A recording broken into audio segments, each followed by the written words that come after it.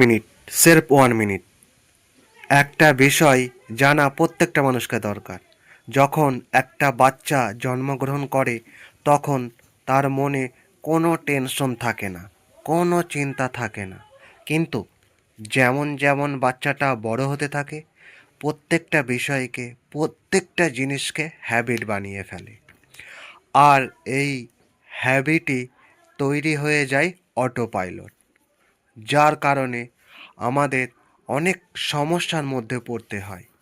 তাই আমাদেরকে ভেবে চিন্তে হ্যাবিট বানাতে হবে, তা না হলে আমাদেরকে বিপদের মধ্যে পড়তে হবে। কারণ খারাপ হ্যাবিট মানুষের জীবনকে শেষ করে, আর ভালো হ্যাবিট মানুষের জীবনকে উন্নত করে। এই জন্য এই ভিডিওটা প্রত্যেকটা মানুষের কাছে পৌঁছে দেন, যাতে প্রত্যেকটা মানুষ নিজের হ্যাবিটকে পরিবর্তন করতে পারে আর সুস্থ থাকতে পারে, ভালো থাকতে পারে। হ্যাবিট পরিবর্তন করতে হবে কি করে?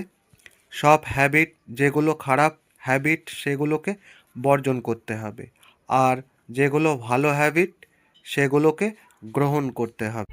তাহলে আমাদের জীবন উন্নত হবে, আর না হলে সেটা তো আপনারা জানেনই